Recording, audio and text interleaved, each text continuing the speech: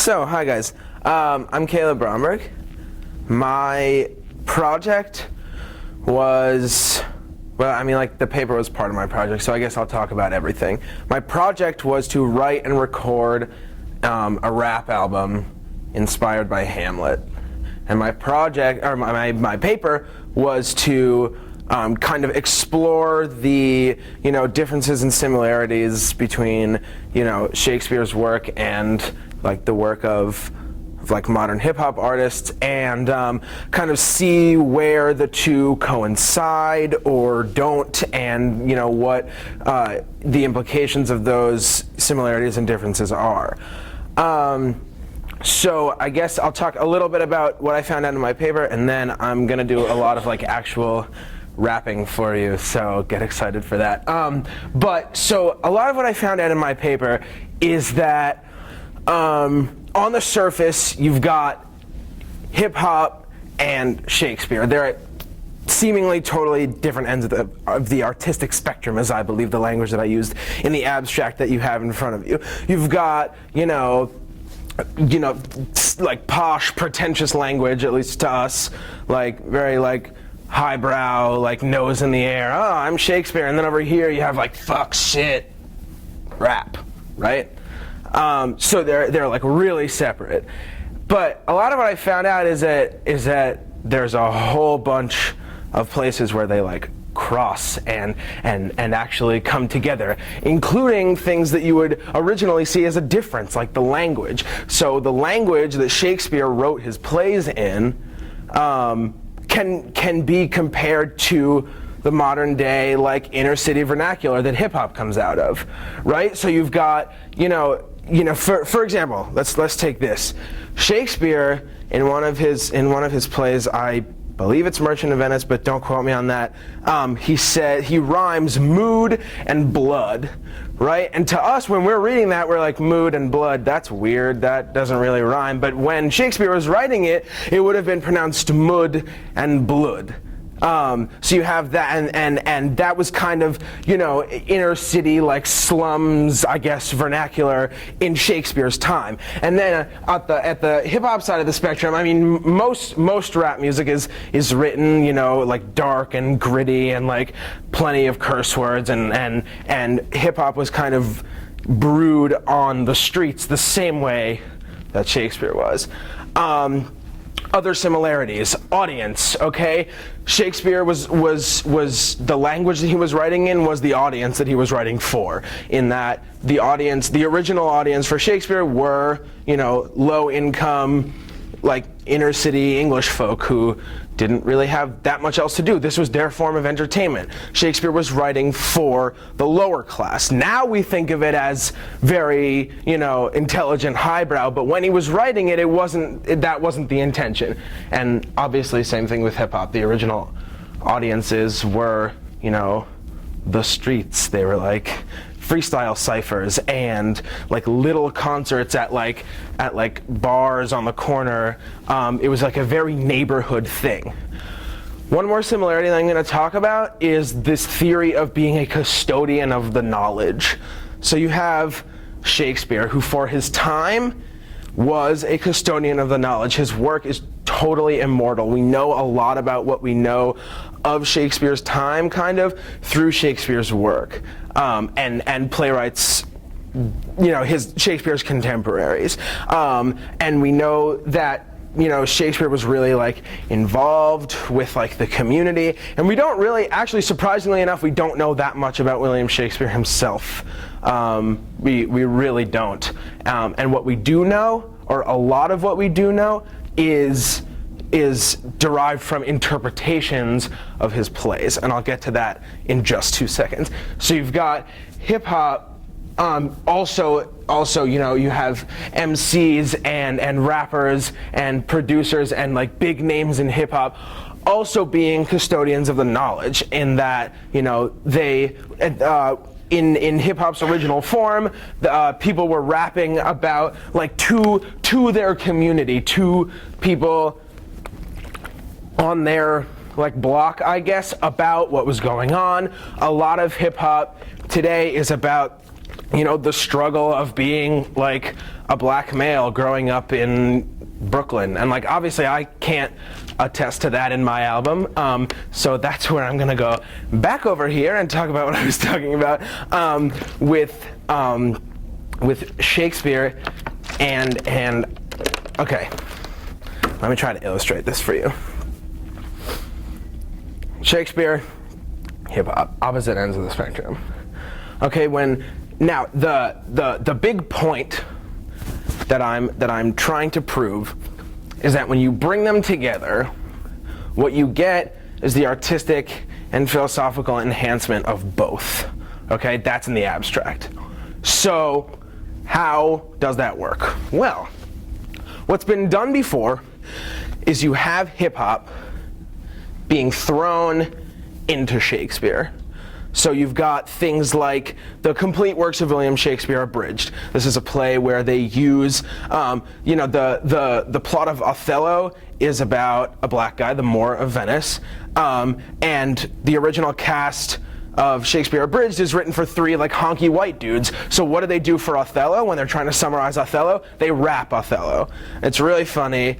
It's like a little racist, but it's still very silly, but they use hip hop as a medium to explain Shakespeare.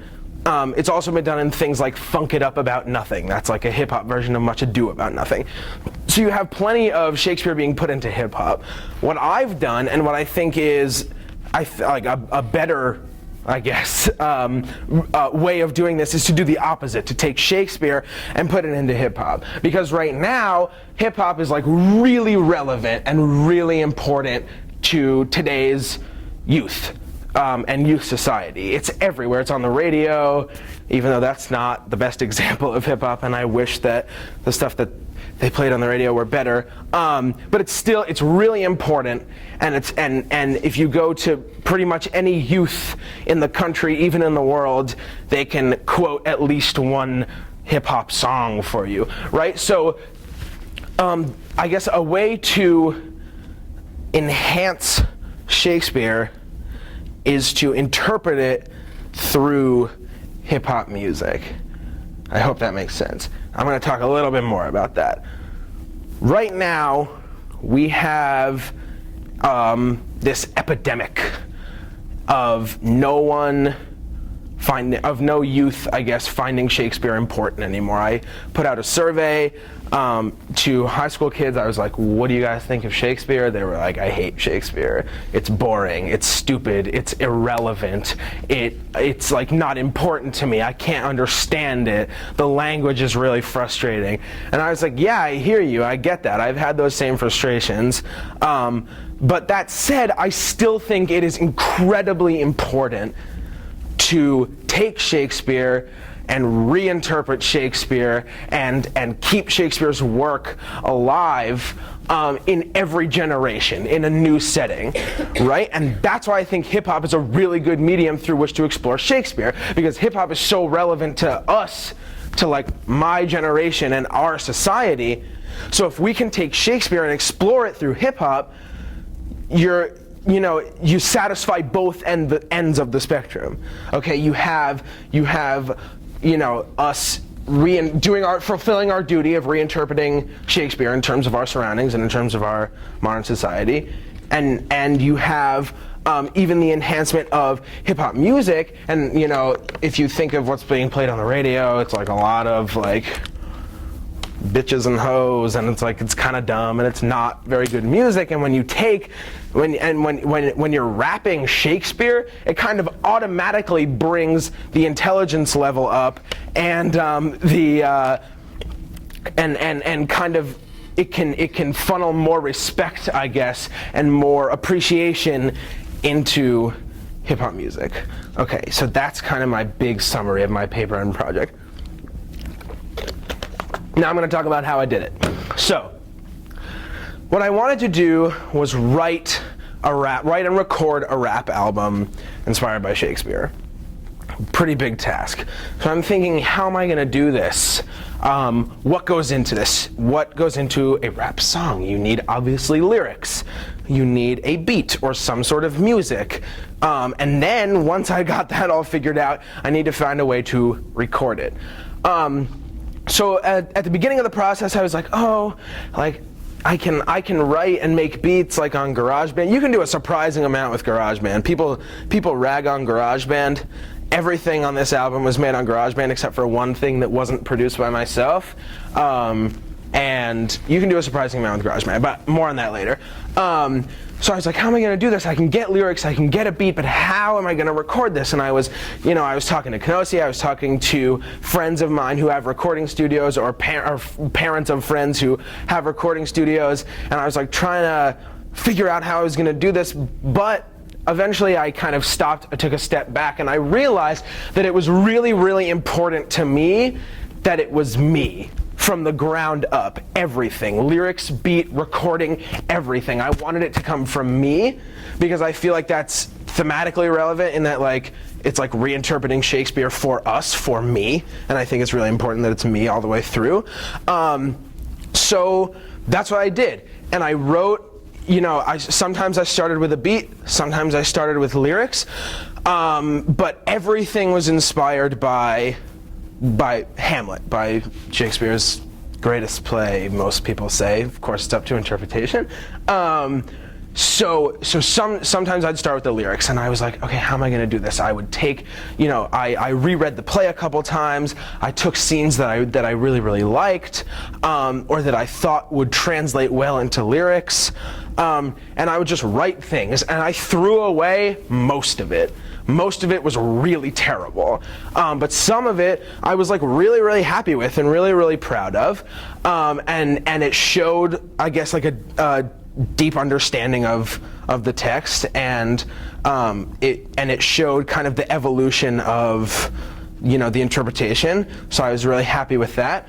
And same thing with the beats. Sometimes I'd throw them away, and if I was like very, very happy with them and I felt that they reflected the lyrics that I had chosen for them or the theme that I had chosen for it, well, I would keep it. So what did I end up keeping? The first song in the CD, the first actual song, is called To Be. It's inspired by, obviously, the To Be or Not To Be speech. It's the only song on the CD that I do out of context, out of character, in that first song is Caleb saying, I'm gonna rap about Hamlet now. And it's kind of it's more of an introduction than anything else. It's like, here's what's gonna happen, here's some of the themes of the album, right?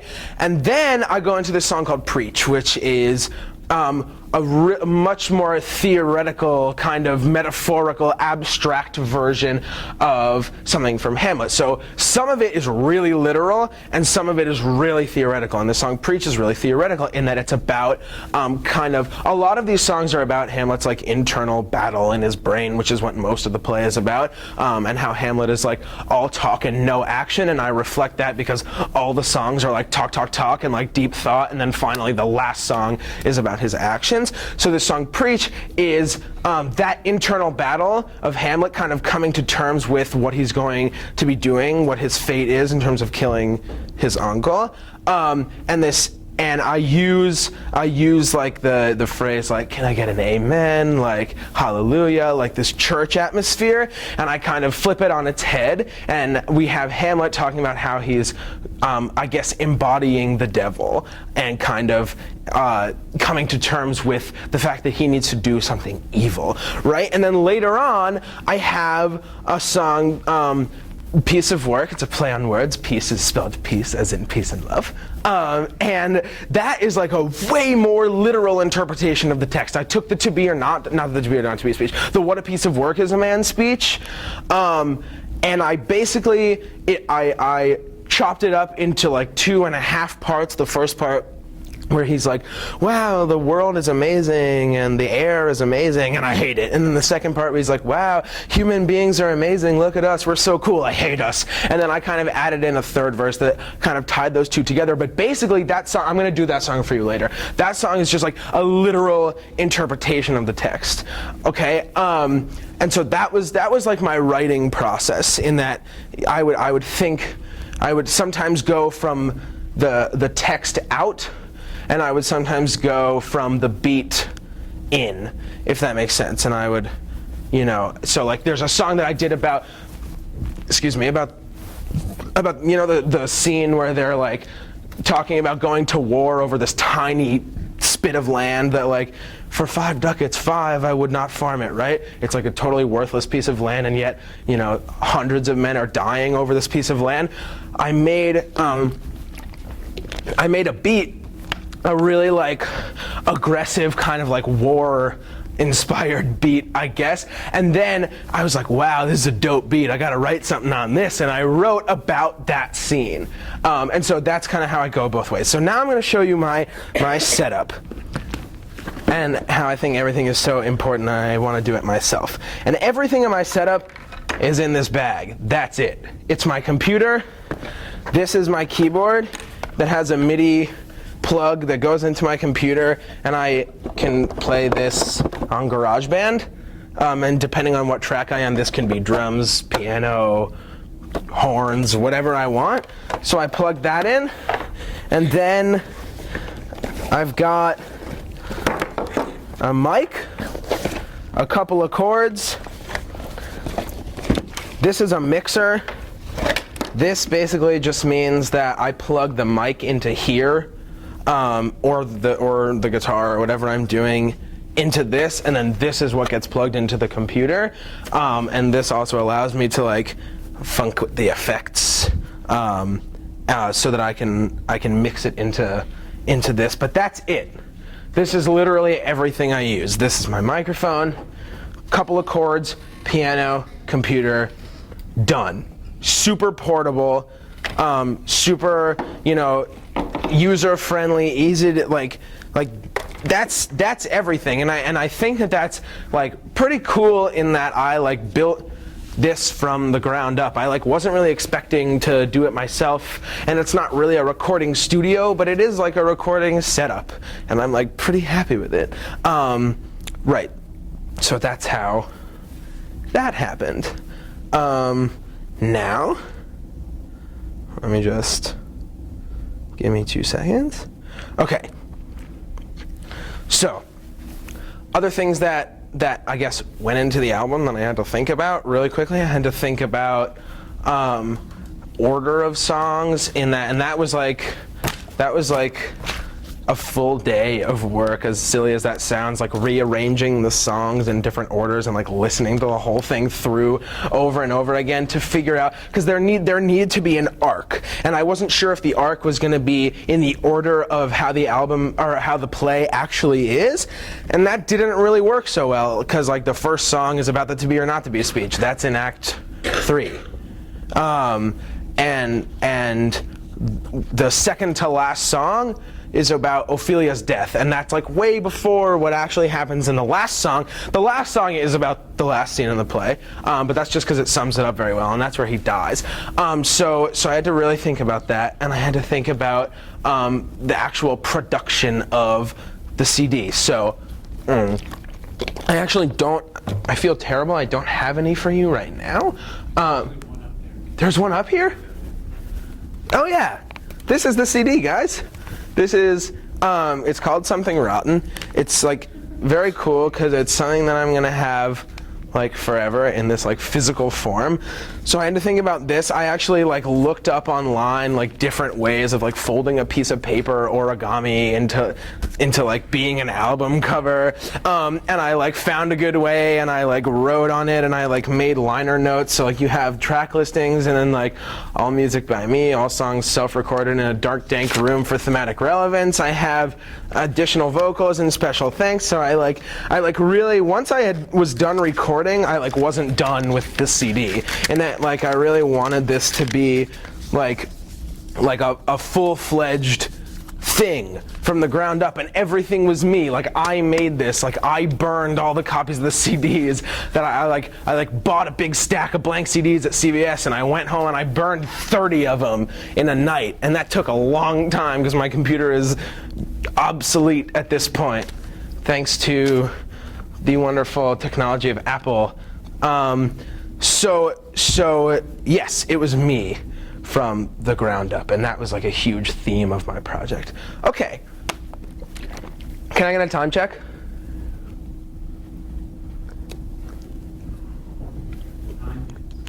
9 minutes. Okay, so I'm gonna do some songs for you guys. So this one is the "What a Piece of Work Is a Man." Oh, cool. This is the "What a Piece of Work Is a Man" speech song, and I like made everything. So I hope you enjoy it. But this is like a prime example. I have of late, but wherefore I don't know, lost any mirth or happiness I had in store.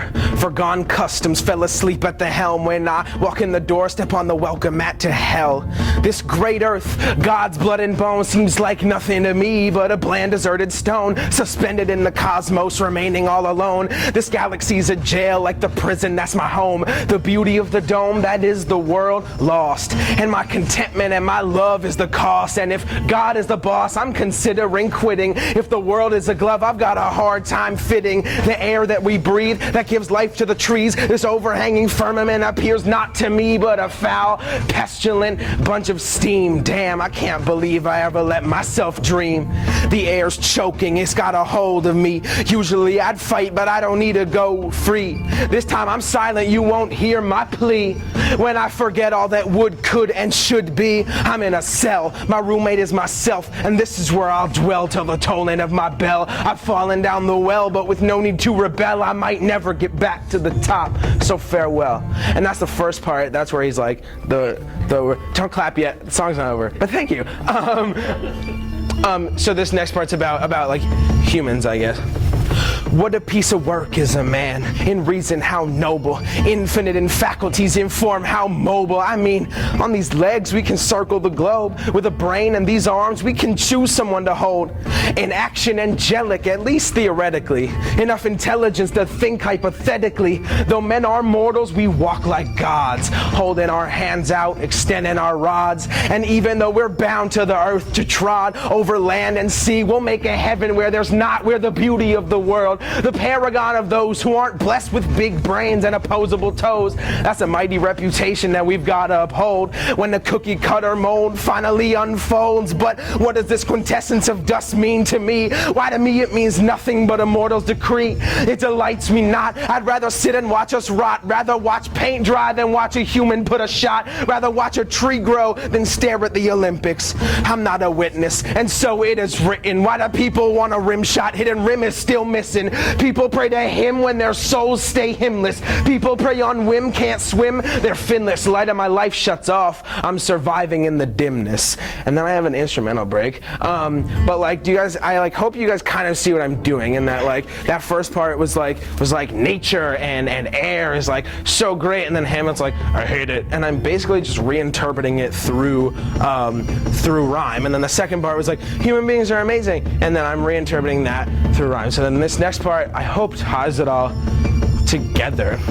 What a piece of work is a man, perfectly designed to search for the divine and survive mudslides, to make boats and wine, write prose and rhyme, appreciate the beauty of the sea and the sky, the way our bones align, the way our blood flows through arm, torso, and toes, and the way we decompose. Ashes to ashes, as the saying goes, and then crashes and lashes is the way it goes. Cause in between life and death, I walk a fine line like tightrope. If my string breaks, I'll be a heavy weight on light hope. I asked my lover what to do because she might know, but now she's gone crazy like a laser at a light show. I check my watch, but I don't have any time left. Look up the mountain, got a hell of a climb left. I grab my knife and I think of it in my chest, but then I put it down, cause of all the kings I'm best. I don't have poison in my ears like my father does. I don't have poison in a cup like my uncle does. I don't have poison on my sword like my brother does. There's more poison in my life than my mother's love. And that's how the song ends. And it's really sad, I'm well aware. So yeah, thanks. So yeah, that was like a prime example of like direct translation. I'm gonna do one more. Hope you don't mind. Bear with me. This one it's like really sad. This one's about Hamlet and Ophelia's relationship, and this one is like way more like theoretical construct. In that this one I wrote as like basically a post-apocalyptic love story. In that like the first verse kind of sets up that situation with like these two lovers, and then the second verse is like they're the only two people alive after the apocalypse, and that's like symbolic, and then like Hamlet and Ophelia like kind of revolve around each other in like this mini world within the play, and then in the third verse she dies, and he's like really unhappy about that. So on the CD this has a beat, but when I do it live I like to do it no beat. So here you go, bear with me. Let me get some water.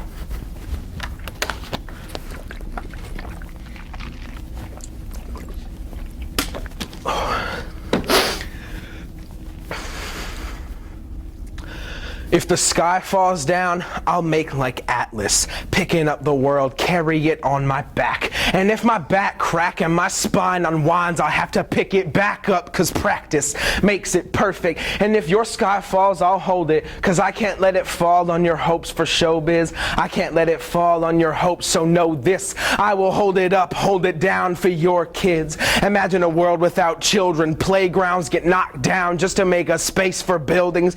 Buildings get knocked down to make a space for gravestones. Am I the only one to hold it up and say so? The stars that we used to watch made a big deal when we saw one drop. They all come raining down and they still be hot, but in our cot we'll hold each other close and pretend that we forgot to rot, or worse, to freeze, to have our lips frozen on our last prayers. I believe, but I can't ask Jesus to carry me, so fuck a sweet chariot, I'll die with thee. That's verse 1, and then verse 2.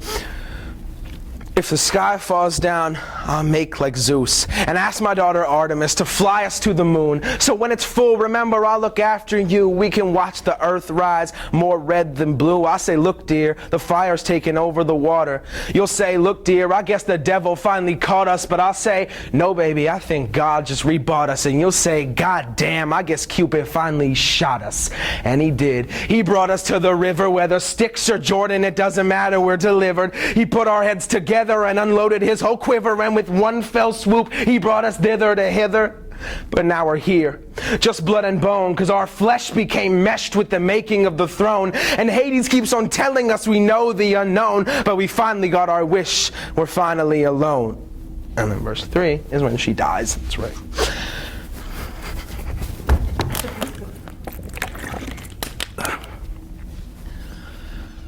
Hermes told me that your sky fell down, and with it came your beauty and your voice and your crown. And with no one around, it's just me standing on the ground. But I heard God dressed you up with some fit for queens gowns.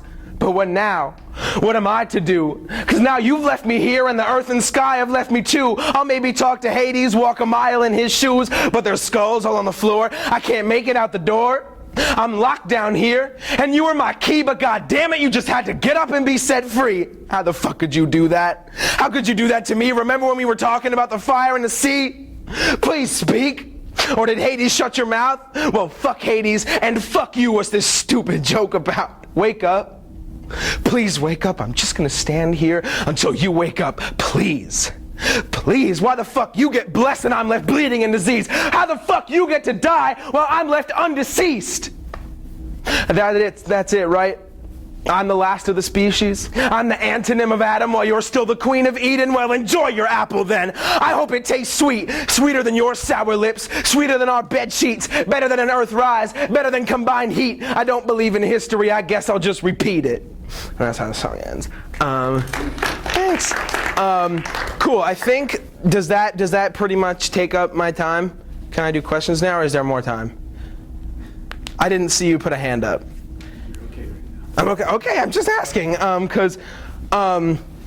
okay, so I guess I'm gonna talk more because that's what this is all about.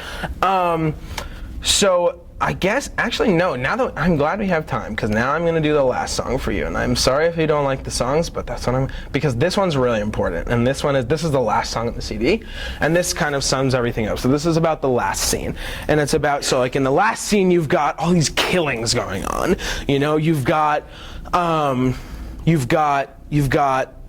Gertrude dying, you have the queen dying because the king poisoned a cup, and Gertrude was like, yay, wine, drink, dead.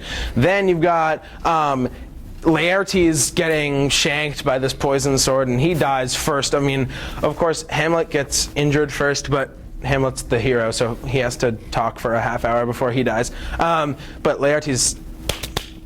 And then you've got Hamlet like realizing what the king does, so he grabs the cup and pours it down his throat and grabs the sword and stabs him in the stomach, and it's like total overkill, and the king's gonzo. And then Hamlet finally has like this big like profession of everything, and then he finally dies with a lot of ohs. And that's not what I do in the song, but the song is.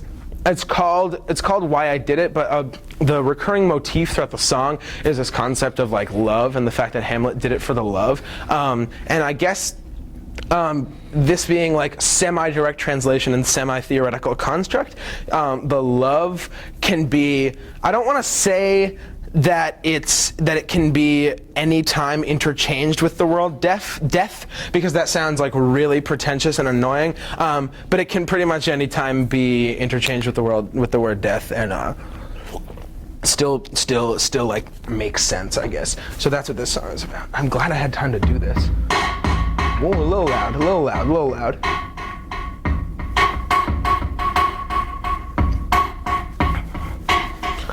It's all about the love. I did it for the love of the devil and the love of the above. Love for the angel that I wrestled. Love for the woman whose nest I would have settled. Love for her brother who was loved by my sword. Maybe he's the sweet prince you should be singing for. It's everybody who the bells keep ringing for. It's like a coliseum, so much blood on a spilling floor. For the love of my prison, how can a king make godly decisions? Love of the people, love of the altar, but above all, a love for my father. And then I have all these mini instrumental breaks. There's no chorus, there's no nothing. It's kind of just like a reinterpretation of all like Hamlet's last lines. My mother drank from the goblet of hatred, inside which my uncle dropped a pearl of love. My mother felt that love embrace her, didn't realize the favor or lack thereof. When I saw what my uncle had done for her, I decided he deserved some love, and so I pierced him with love, and I drowned him in love, and I told Hades, here's another one. This next part is about Ophelia. And I remember when my love loved herself, so I jumped in her grave just to try to help her out. But it's not my grave unless I dig it. I learned that from a man who digs graves for a living. It's funny how love can be so unforgiving, and sometimes the dove will return empty-handed. I guess the water hasn't yet revealed the land. I guess the world isn't ready for man. So this, this is like an instrumental break. I'm putting a lot of the themes that I've included in the whole album. So there's like a lot of religious imagery in the album, because there's a lot of religious imagery in Hamlet. There's a lot of talking about like kind of the conflict between what's right and what's wrong and what has to be done and what doesn't. So hang on, this next part's about his dad. Above all, this is a song for my father. To wash away my sins, I need more than some water, but I regret nothing. In fact, I go farther, but my path ends here. No time to take another. I can't ask Jesus to carry me, but may a sweet chariot bring me charity. Flights of angels carry me to my rest. I request, let my body go, even when my soul regrets. Let my knobby legs show, so they can let go. They carry me around for a life, but they can rest now. No more will I debate my fate. And no more will I shun my destiny. And no more will I scream in my dreams. This the final exam when the world is testing me. I played my part, I said my lines. My character dies, but the world still survives when it feels so bright. Under all the stage lights, then blackout, curtain, the rest is silence. And that's the end of the CD. So yeah, thank you. Cool, I'm gonna go to questions. Questions? Anything, about anything, yes. Sort of like a proud tradition definition of reinterpreting and reimagining Shakespeare, whether it be, you mentioned the complete works, or 10 Things I Hate About You, or The Lion King, or West Side Story. In what way where do you see? I guess two questions. Like, how did you look at a lot of reinterpretations and reimaginings, and where do you sort of see this CD in relation to those? Is it a similar project, or is it a totally different thing? Okay. So yes, I did look at a whole bunch of stuff. In fact, one of the questions on my survey was, where do you find Shakespeare in pop culture? And a lot of people said 10 Things I Hate About You. A lot of people said the Taylor Swift song Romeo and Juliet. A lot of people said Lion King. So there's a whole bunch of like multimedia interpretations of Shakespeare, but none of it is nearly as clean cut and direct, I think, as mine is. So in terms of where does the album stand in that, it's like, if there's a pop culture spectrum, and this is like I don't know, Lil Wayne, where it's like all about like money and bitches, and then this is like Shakespeare himself, I'm probably way closer to Shakespeare than, say, The Lion King, which is like, although it's like if you think about it, like a relatively clear interpretation, they still took like a whole bunch more liberties than I did, I think. So do you see this as just because one of the things that struck me is there was almost a sense of it was like less of a reinterpretation and almost more like a substitute for like a paper almost. It almost seemed like an analysis, more like you had a sort of a real thesis you were going towards, right? Like, literarily. Yeah, I mean, I guess that's one. I never thought of it like that in terms of like being a paper, but yeah, I always had like that kind of thesis atmosphere, I guess, surrounding the CD. So I think, I mean, like people have said that, or people have asked me if I'm like trying to retell the story of Hamlet, right, exactly. And that's only half of what I'm trying to do. Yeah, so that's like part of it, and then the other part of it is the reinterpretation part and like the reimagining of it. Yeah, Jordan? I have two questions about your kind of premise. So you keep mentioning how like, rap's on one side of the spectrum, Shakespeare on another, and then it seems like you also kind of set that up as like a rhetorical device to suggest that maybe they're not actually that different. Right. So my first question is, talk about why they either are or are not on the opposite. And my second question is, you say that like kids today aren't like that into Shakespeare. Do you think that's something that's especially a problem with kids today, or do you think that like dense literary analysis has been something that kids for many years have found not that fun? Okay, I will answer them in order. So in terms of the disparity between the two / the similarities that I found. So the whole, I guess the first part is that at first glance, I guess I should have said, they are totally different. And if you asked like people on the street, if you did one of those like silly TV shows where you like took a camera and like shoved a microphone in people's faces, and then you were like, what's the similarities between Shakespeare and hip hop? They'd be like, oh no, because there are there are seemingly very few. So a big part of my paper was kind of breaching that gap and showing that they weren't actually that far apart. Okay, and then, I'm sorry, will you repeat your second question? Yeah, do you think that an aversion to Shakespeare is right, okay. For this generation? So yes and no. So I think that, as you're saying, like dense literary analysis is never fun for I guess, let's say high school students for now, for the sake of argument.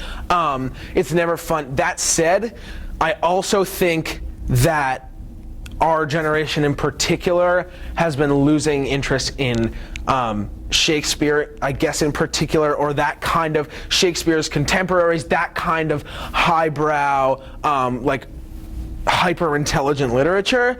I feel like we are, because of our overdependence on technology, and I think I talk a little bit about that in there, and I talk even more about it in the paper, is that, we do a lot of no fear Shakespeare, and we have these fluffy interpretations like 10 Things I Hate About You, which, it's a great movie, but it's like, you know what I mean? It's like, I feel like now because of the way we think about the world, I think we are growing farther and farther away from Shakespeare. Yeah. I was just wondering, because in 10 Things I Hate About You to Be, there's a moment in which the Shakespeare teacher in that class actually raps a couplet, and I was just wondering if you found any other hip hop artists who have played with Shakespeare before? Yeah, so a big inspiration for the project was this British dude named Akala. He's like a relatively well-known hip hop artist in the United Kingdom, and he runs this program called the Hip Hop Shakespeare Company, but they do a lot of what I was talking about earlier, taking hip hop and putting it into, taking hip hop and putting it into Shakespeare, and that they put on productions of Shakespeare like that use hip hop as like the stage, I guess, the staged version. So like they have a full version of Othello that the whole thing is rap. And I actually emailed them and I was like, hey, I'm doing this project. Do you guys have any suggestions? And they were like, no, because you live in the United States, so keep rolling. And I was like, thanks. It was like totally unhelpful. But his video, he has a TED Talk. Akala has a TED Talk where he raps Sonnet 18, and he talks a lot about iambic pentameter and how that like using iambic pentameter can like allow you, I guess, to rap infinitely faster than you could otherwise, because of the nature of the rhythm. You can rap iambic pentameter at like 180 beats per minute or 80 beats per minute, and he does both, and it's pretty cool. So yes, Brian. I'm sure that. Well, I guess first off, I'll ask, what was your writing process like for coming up with these raps? And I'm sure you must have hit writer's block at some point. So how did you deal with that? And what are your sources of inspiration? Okay, so. Writing process is like, I talked a lot about this in my informal presentation, probably more than I should have. I do my best lyric writing when I'm pooping. So I would be pooping and I would be writing lyrics, and I would do some great thinking, and I would be able to. So a lot of my writing process was done on the toilet. But So you should talk about writer's block then. You asked. So yeah, I mean, yeah, I had writer's block a lot, and there was like the longest one I had was like a week and a half, and I would come into school, and all I would do for the entire time was like whine and complain about how I have the worst writer's block. And I sounded like a total schmuck, and it was really bad. But how I got over it is that I would reread the play. I would look at videos that like Akala had made. I would like, I guess, I would read survey answers. That helped a lot, even though that had nothing to do with the actual text. I would read survey answers and be like, oh, okay, like that kind of makes sense. How can I kind of take that and like prove it wrong, I guess? How can I take the response that like, I never see Shakespeare in pop culture. How can I take that and prove the opposite? And that was more of a motivator than like inspiration, I guess. But we actually have time for one question. yes. So, assuming you read Hamlet, first term or whatever, was that the first time that you had read Hamlet, or had you read Hamlet? No. So I read Hamlet in 7th grade, but didn't really get it because I was in 7th grade, and then I just never picked it up again until the beginning of this year, and so I read it, and then I read it again and again. Yeah, so how many readings total, and how did you feel that sort of, it's a tough play, Yeah. period? So, to see how you were able, like Lewis had pointed out, it was almost sort of like an analysis, and you had a lot of, literary allusions throughout, and so with each reading, how did it change and develop your understanding, and how is that reflected in your writing process? Okay, so I mean, like reading, like I like rereading books more than I like reading books, because you always get more out. I'm rereading Alice in Wonderland right now, and it's awesome because I'm getting so much more out of it than I had like the first couple times I read it. So in terms of how many full readings of Hamlet did I do, I think probably 4, and then beyond that, I would like reread, passages or scenes.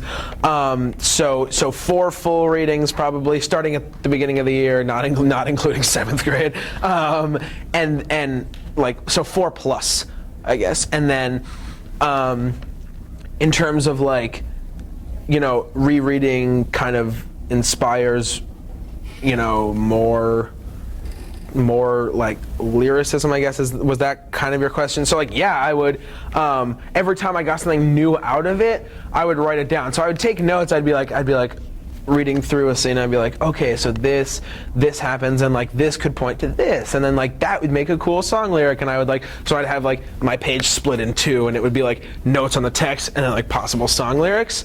And then I would save all of those. I wish I had brought them in for you. And I would go back and I would reread them, and I'd be like, okay, what more can I get out of this? Like, let's read this again.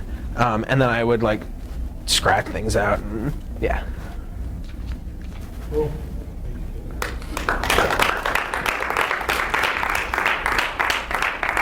Thanks, guys.